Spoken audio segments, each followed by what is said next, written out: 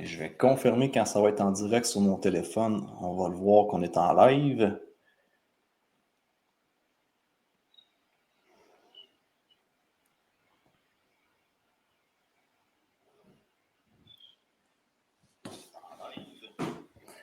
Merveilleux, donc ça fonctionne. Salut Christophe, en direct de la Floride. Bonsoir à tous qui sont présentement 6 heures le soir disponibles sur ce live-là.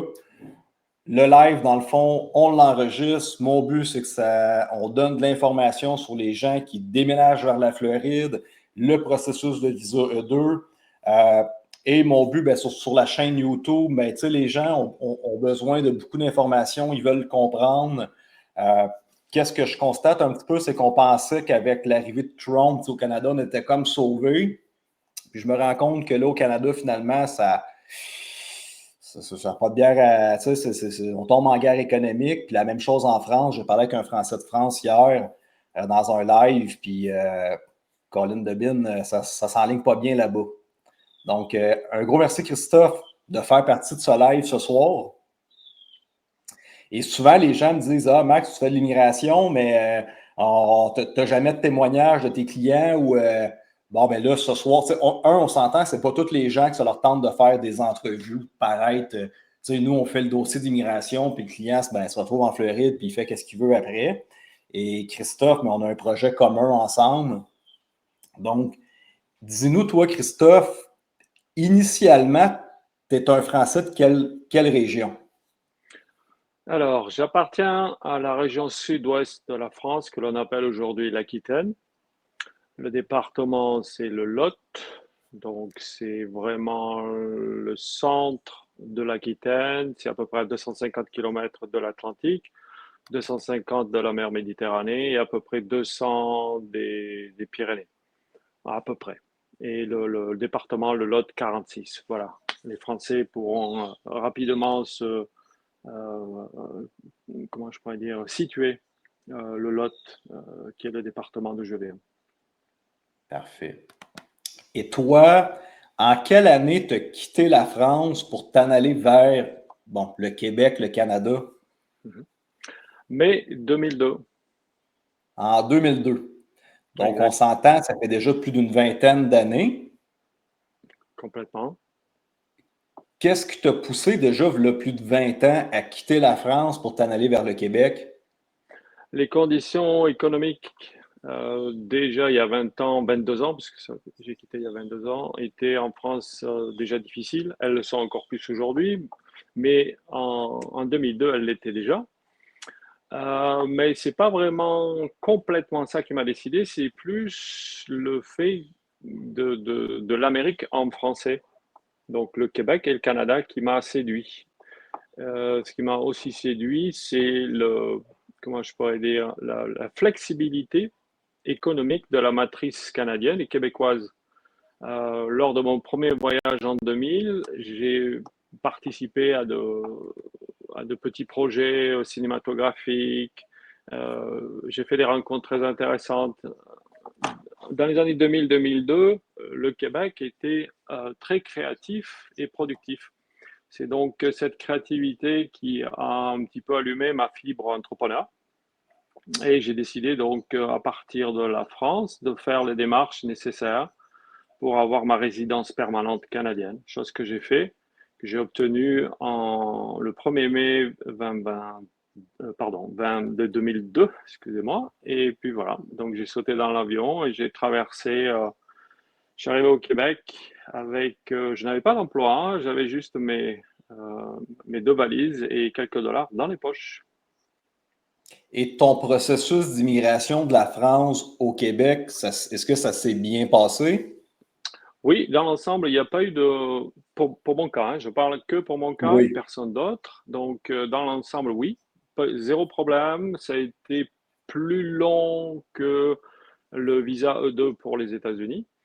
Ça représentait à peu près 9 mois de travail régulier avec le Québec à Paris et aussi le fédéral canadien à Paris, puisqu'il y a le fédéral et le provincial à nourrir, les deux parties. Et à l'époque, à l'époque, donc il y a plus de 22 ans, je peux vous dire que l'étude du candidat était beaucoup plus serrée qu'aujourd'hui.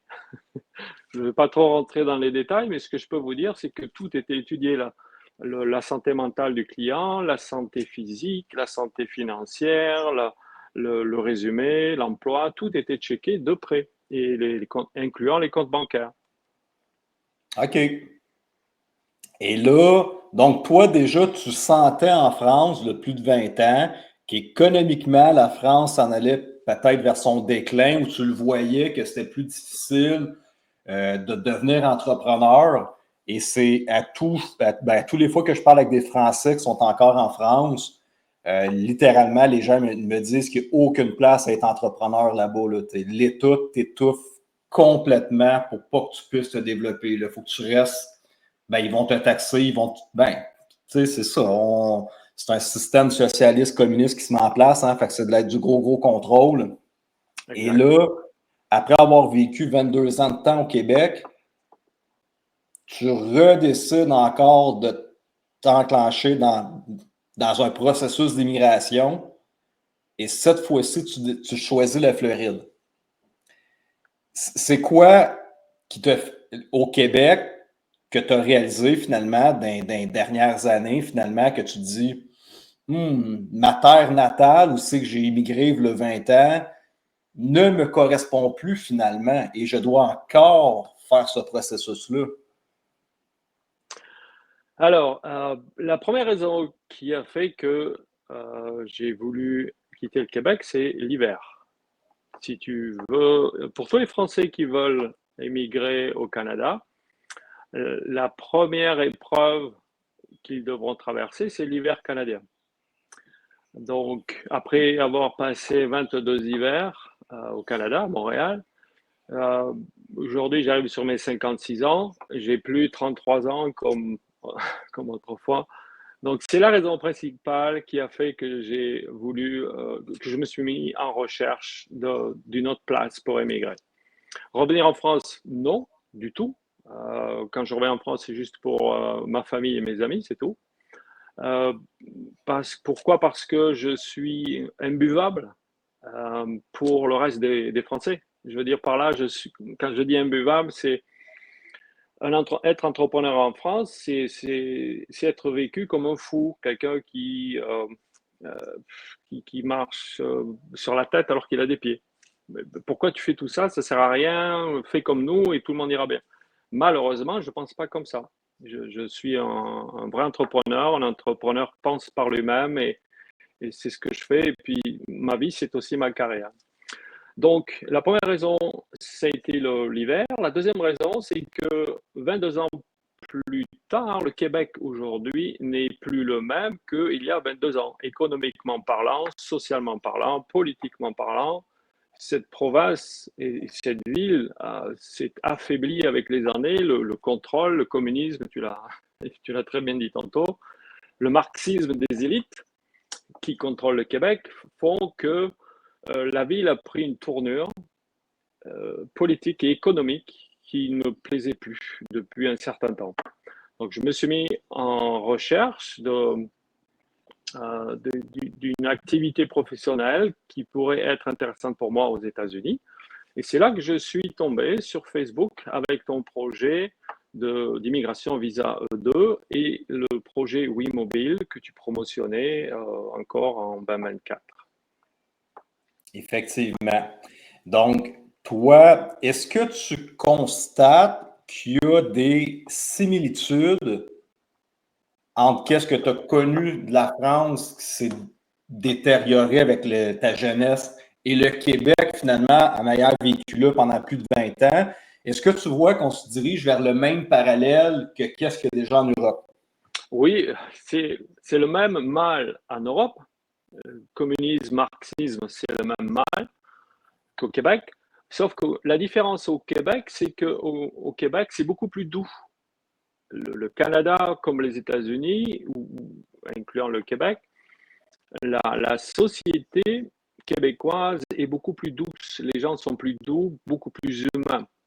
Ça, c'est une différence énorme et fondamentale. En Europe, de l'autre côté, Si on se concentre simplement sur les pays francophones comme la Belgique, la France, le Luxembourg, la Suisse, ce genre de pays-là, c'est beaucoup plus dur sur le plan tolérance. L'Amérique est 20 fois plus tolérante que l'Europe, 20 fois plus patiente que l'Europe. Et donc, pour tous les Européens francophones qui voudront immigrer au Canada, aux États-Unis, il faudra réapprendre complètement à vivre. Quand je dis complètement, c'est complètement. S'ils ont vraiment un projet à long terme, sur plusieurs années, qui n'espèrent pas le réaliser sur un court terme, ça ne marchera pas parce qu'il faut apprendre de A jusqu'à Z une nouvelle matrice, la matrice nord-américaine, le Canada, États-Unis, incluant le Québec. Et là, donc, tu vis en permanence en Floride depuis décembre passé, fin novembre. On a comme échangé nos places. Moi, mon visa terminait et on s'est donné la touch en Floride et boum, tu as pris ma place et moi, je suis pris au Québec en ce moment en attendant mon visa. Oui, mais je sais qu'on va se revoir. Comment tu te sens depuis les derniers mois que tu vis en Floride, dans ton mode de vie, côté liberté, côté overall, d'être sur place là-bas? Alors, la Floride est un État conservateur sous le gouverneur DeSantis, républicain. C'est beaucoup plus libre dans le sens libéral du terme que le Québec. Le Québec est beaucoup plus communiste en ce moment. La référence que je fais, c'est par exemple, et tu le sais puisque tu as fait partie de la police, la répression sur les routes est absolument dégueulasse au Québec. En France, je sais que c'est pire aussi, mais au Québec, là, c'est dans le centre-ville où, je veux dire, on se fait arrêter pour rien, vraiment pour rien. Ici, c'est beaucoup plus libre. On voit quasiment pas la police. Par exemple, bon là, je parle de la police parce que c'est l'exemple qui me vient à la tête, mais c'est vraiment flagrant. Ici, il y a beaucoup plus. On jouit d'une liberté qu'il n'y a plus au Québec, qui a disparu. Ensuite, le temps ici, c'est une merveille. Il n'y a pas d'autre mot. Oui. Tous les jours, je remercie le bon Dieu de me donner à vivre une vie sous ce climat. Le monde est super cool, le monde est super friendly. C'est une autre planète. C'est vraiment une autre planète. On se fait adresser dans la rue. Oh, tiens, j'aime tes chaussures. Oh, tiens, j'aime tes lunettes. Ton t-shirt me plaît. Ça m'était pas arrivé depuis des années. Au Québec, c'est fini ça. Ça, je l'ai eu quand j'avais émigré au tout début, mais maintenant, la mentalité au Québec a complètement changé. En 22 ans, c'est incroyable. Alors qu'ici, les Américains en Floride sont restés les mêmes. Ils sont toujours tournés vers la libre entreprise. Être entrepreneur ici, c'est la bonne chose à faire. C'est ça qui est encouragé à faire, puis c'est ça que tout le monde Oui, se propulse à réussir. Et tu oui. le ressens que les gens veulent rentrer en contact avec toi dans le but de t'aider pour de vrai, pour que les entreprises fonctionnent. Complètement. Je vais donner un autre exemple. Là. Le camion Wimobile va être prêt pour un démarrage probablement début semaine prochaine. Et quand on l'a amené, en fait, j'ai trouvé une place pour le parquet proche de mon logement, de ma location. Et le local qui me le loue, là, en fait, c'est un ancien agent des frontières, donc un douanier, qui travaillait au Nouveau-Brunswick. Et quand on a débarqué chez lui avec le camion, il a regardé le camion, j'ai cru que ses deux bras allaient lui tomber par terre. Le premier mot qui nous sort, c'est quoi ça? Alors on lui explique la business, là, les snacks, business mobile, vending, street vending, ce genre de choses-là. On ouvre les portes derrière, il rentre dans le camion, il regarde, on allume les lumières, la clim, Oui, le oui. réfrigérateur, la musique, on lui a fait une déballe totale, et il capotait. Ah, c'est quoi ce truc? Et il nous a demandé de le tenir informé. D'abord, quand est-ce qu'on allait démarrer, et puis éventuellement, si ça fonctionne, il est intéressé pour acheter un camion. Donc, pour Ah, te dire, ben, oui. comme le camion a un appeal qui est vraiment fort. Une dernière chose, et après je te redonne la parole. Quand on a pris le camion de la clinique, là, Miami Lakes, il y a une femme, une mère de famille qui est avec son enfant qui est sortie du bâtiment. Et quand elle a vu le camion, elle est venue directement vers le camion. La porte sur le côté était slidée, donc elle a vu, sa fille a vu les snacks qui étaient en vitrine. Malheureusement pour nous, la caisse n'était pas en place, donc on n'a pas pu prendre les transactions, mais elle voulait, elle voulait acheter des barres chocolatées pour sa fille. Mais c'est ça qui est fou, hein? Puis, tu sais, les gens, quand on parle d'un camion dépanneur mobile, un street vendor qu'on a mis en place, Ouais, quand on parle un peu du concept à Montréal ou à Québec, les gens, tu sais, sont comme un peu sceptiques. Mais quand tu vis en Floride et que tu réalises que les gens sont beaucoup plus à l'extérieur que nous, Québécois, parce que c'est ça le mode de vie. Là-bas, il fait beau. Les exact. gens sont habitués, les street vendors, donc des food trucks, ces choses-là, les camions crème à glace, sludge, sont Ouais, habitués de faire ça. Fait on n'a jamais eu la barrière que les gens se demandent c'est quoi. Automatiquement, les gens voient le ouais, camion, on ils rouvre la porte comprennent. sur le côté, Ouais, puis c'est arrivé la même chose avec Dimitri. Tu sais, des fois, on faisait des tests avec l'imprimante, puis une fois, on était au garage. Je pense que c'est l'alternateur qui avait brisé à un moment donné sur le camion, puis on avait été avec Dimitri. Là, les gars de shop s'en venaient acheter des affaires. En disant, non, non, on est au garage, on est en train de changer quelque chose. Là. Fait que les gens remarquent tout de suite qu'il y a quelque chose à venir ouais, acheter. exact. Puis quand on voit quelque chose, que ce soit des bonbons, des palettes de chocolat, du Gatorade, de la crème à la glace, puis c'est sûr, certains, ben, les vapes vont être un très gros vendeur. Puis Jean-Luc, là, il me disait que vous avez aussi votre permis d'alcool. Oui, on a le permis alcool tabac. Donc, pour augmenter les profits, je veux dire assez vite, parce que les snacks, là, on s'entend, il faut en vendre une forte quantité pour faire un peu de profit. Oui. Donc, comme on a le permis tabac et alcool, maintenant, ben, on va commander aussi des boissons alcoolisées, mais on s'entend, par boissons alcoolisées, on ne va pas acheter du whisky ou ce genre de choses-là. Mais en ce moment, là, j'ai fait quelques bars le soir. Ce sont plutôt ils vendent des espèces de canettes avec des jus de fruits, avec un peu d'alcool, entre 5 et 7%, tu vois, d'alcool. Oui, Donc, oui, ce genre de oui. choses-là, on peut le faire. Le tabac aussi, éventuellement les cigares, ce genre de choses-là, qui sont des produits à plus forte valeur ajoutée, on va dire. Parce qu'il faut, je pense que ça, c'est dans mon vœu de développer une clientèle adolescente, mais aussi une clientèle adulte. Exactement, exactement. Et là, pour expliquer un petit peu, tu sais, on a ralenti un peu à mettre du gaz ben, sur Wimobile parce que, l'application, nous, finalement, elle coûte beaucoup plus cher, puis on est en recherche de gros investisseurs.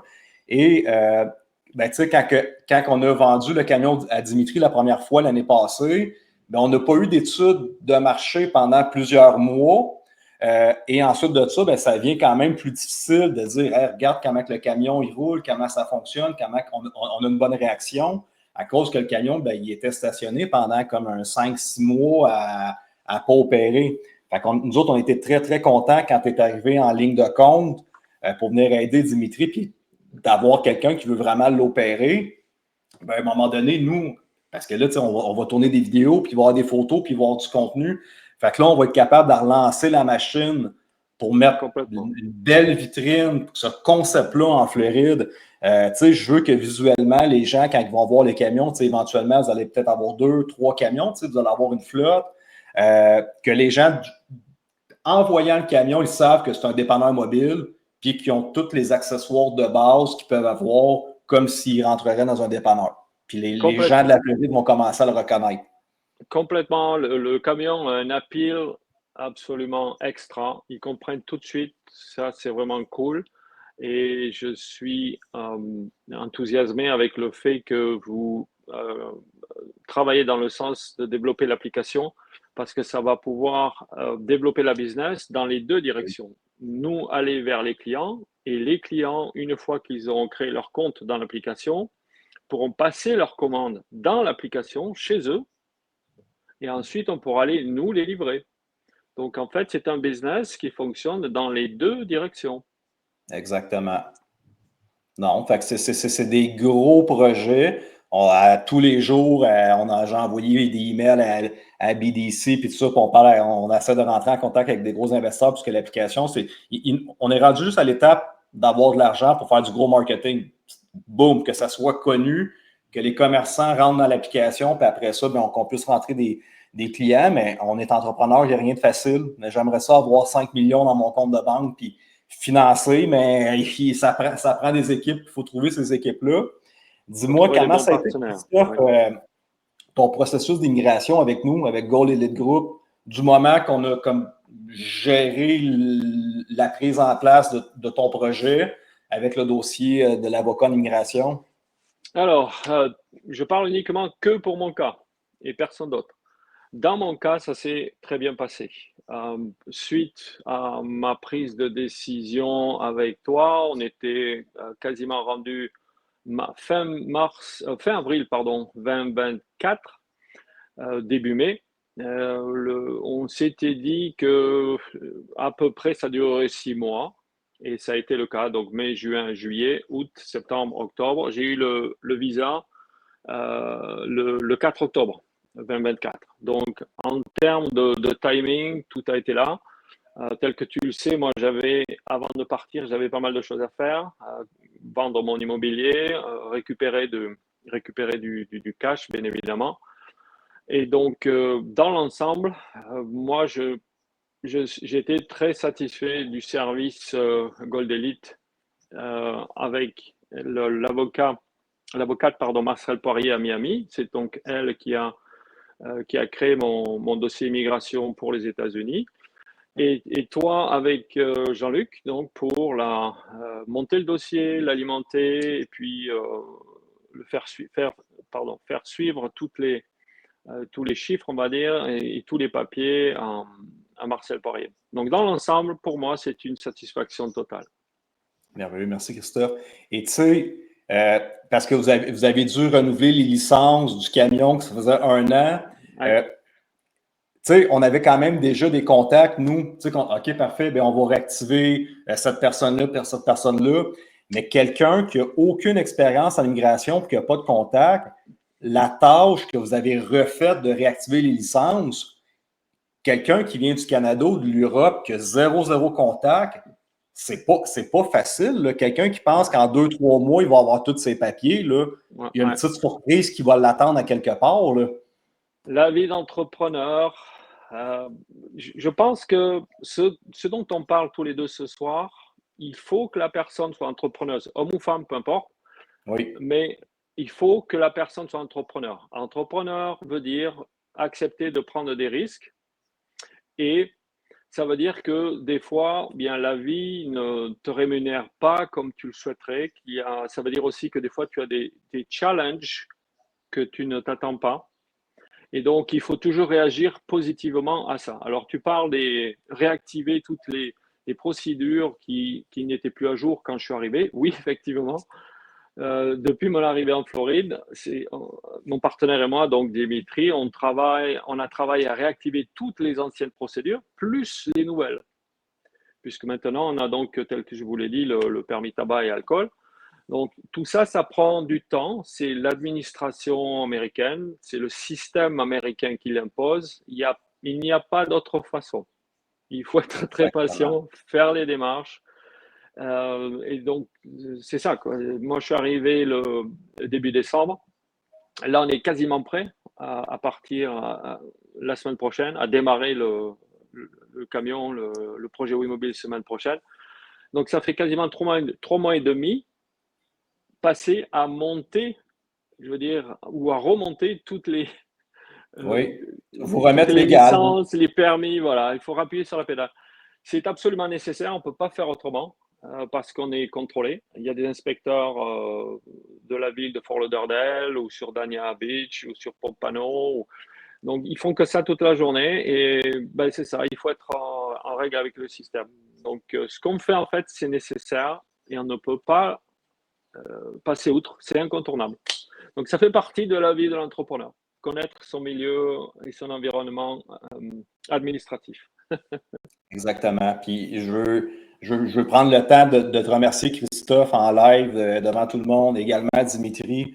Vous êtes deux clients avec lesquels, pour nous, ça a été très facile de travailler. Puis vous comprenez, tu as déjà un parcours d'entrepreneur, fait que tu comprends les embûches. Tu sais, quand j'ai dit au début, ça va prendre 6 mois, après ça, on réactive des licences. Jamais, tu sais, j'ai senti, là, comment ça, c'est long comme ça, puis tout ça. Tu as déjà une conscience, tu avais déjà compris que c'est pas facile. Moi puis Jean-Luc, dans tous les projets qu'on fait, on essaie tout le temps que ce soit le mieux possible, mais on n'est pas capable de contrôler tous les facteurs externes. Puis je pense que ton expérience de vie, ta maturité a fait en sorte que ça nous a quand même facilité le travail dans le processus parce que j'aurais aimé ça qu'on ait un camion puis demain matin, tu commences à faire des ventes, mais il y a une réalité dans l'immigration puis l'administration américaine que c'est pas si facile que ça, puis il y a une transition à faire pour tout le monde. Oui, oui. Donc, comme tu as dit, le conseil que tu donnes pour les gens qui s'en vont vers la Floride, dans mon immigration, il y en a eu des difficiles. Puis dans toutes les immigrations de chaque client que nous, on fait, ou que ce soit des gens qui font leur propre immigration, tout le monde passe par des moments extrêmement difficiles de travail. Puis on se bat littéralement pour être en Floride. Fait qu'il n'y a aucun parcours facile de A à B, puis c'était facile, tout est beau. Puis hey, j'ai même pas perdu d'argent dans l'aventure. Hey, j'ai commencé à faire. C'est impossible. C'est impossible. Il y a une grosse transition à faire, il y a une grosse adaptation. Ça vient avec une perte financière, malheureusement, qu'on doit, en tant qu'entrepreneur, réussir à transformer cette perte financière-là en investissement, puis de prendre la machine qui est des États-Unis, la Floride, puis réussir à faire son argent à cet endroit-là. Mais c'est des risques. Puis c'est pour ça qu'on est entrepreneur. C'est exactement ça. Un entrepreneur, c'est quelqu'un qui accepte les risques. Si la personne n'accepte pas les risques, c'est pas un entrepreneur, ça veut dire que c'est pas fait pour lui. Et il y a une chose que j'ai pas parlé encore, c'est le côté exil. C'est que si c'est un Français ou un Européen qui vient s'expatrier pour la première fois aux États-Unis, ou un Québécois qui vient s'expatrier à l'extérieur de sa province natale aux États-Unis, c'est un exil. Un exil, ça veut dire qu'on coupe les racines, famille, amis, tout ça on le coupe. On redémarre à zéro. La table est rase, rase. Donc, ça veut dire que c'est une personne un entrepreneur est une personne qui, émotionnellement parlant, est très forte. Spirituellement, émotionnellement, c'est une personne qui est très expérimentée, mais aussi très sage. Jamais de coup de tête, jamais de décision sous la colère. Qu'est-ce que j'ai fait? Pourquoi machin? Il faut pas. Il faut des gens, un vrai entrepreneur doit avoir de l'expérience, doit avoir de la sagesse, doit avoir un passé entrepreneur, doit avoir du cash aussi. Les entrepreneurs sans cash, c'est pas un entrepreneur. Je suis peut-être un peu dur là pour les gens qui m'écoutent, mais si vous voulez vous expatrier à l'extérieur de votre pays, il faut être très fort intérieurement, très, très, très fort. Il faut être solide. Si vous n'êtes pas solide, restez à la maison. Vous allez vous faire mal, ça va être une mauvaise expérience.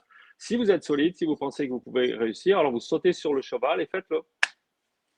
Exactement. Je suis content. Puis de plus en plus, tu sais, dans mon expérience, la Floride, au début, je faisais des vidéos souvent sur TikTok, puis sauvez-vous du Canada, puis let's go aller en Floride.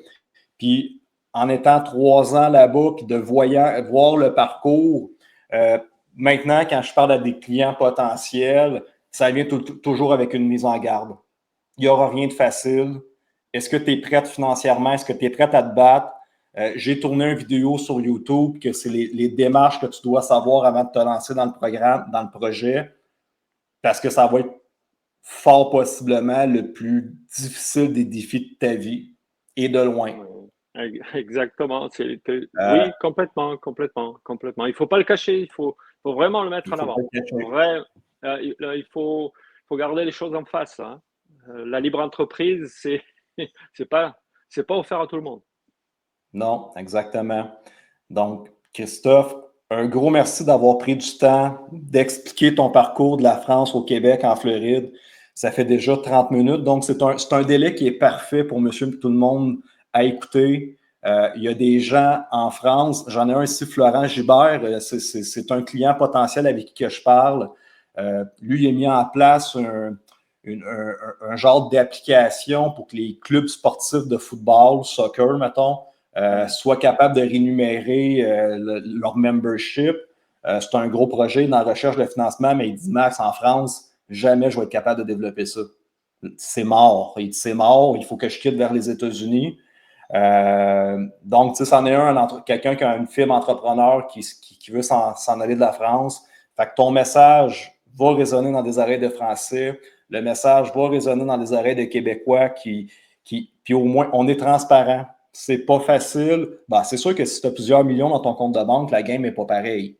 Mais quand tu es entrepreneur puis tu fais baisser un compte de banque d'un bord pour la refaire monter de l'autre côté, c'est des risques, c'est des combats que j'appelle, c'est des batailles qu'on doit faire puis qu'on doit sortir vainqueur de ça. Mais je pense qu'au moins, ça va éclairer les gens à voir la possibilité. Ça va peut-être réveiller certains Québécois de se dire comment ça qu'on est de moins en moins bien au Québec, qu'est-ce qui se passe, qu'est-ce qu'on a laissé aller et pourquoi que, les immigrants qui sont arrivés au Québec parce que c'était la terre promise, là, 20 ans, mais tout à coup, en 20 ans, tout a changé. Donc, un gros merci, Christophe. Et on reste en contact parce qu'on a hâte que le camion dépanneur se lance. Puis, dès que je reviens en Floride, on se fait des vidéos puis on commence à promouvoir ça de plus en plus. Bon plaisir. Bye bye. Merci de m'avoir reçu. Bonne soirée, tout le monde. Et bon courage et bonne chance à tout le monde, à ceux qui veulent faire le saut de l'autre côté. Exactement.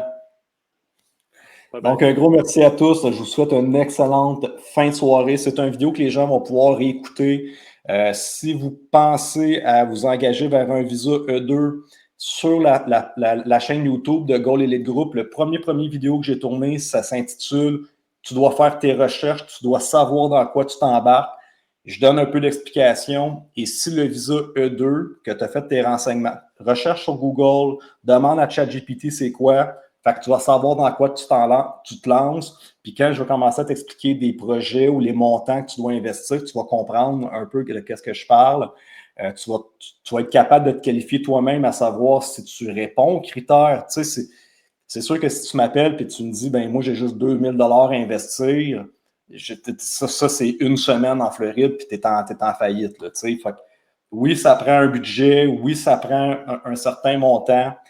Si tu te reconnais dans le message qu'on véhicule, si tu es tanné du Québec ou de l'Europe, nous, c'est ça qu'on fait dans le fond. On met en place votre startup, la mise en place de la compagnie qui est fonctionnelle, qui répond aux critères du visa E2 pour l'USCIS, puis on gère votre dossier d'immigration avec l'avocate. Donc, www.goalelitegroup.com, www.goalelitegroup.com en anglais.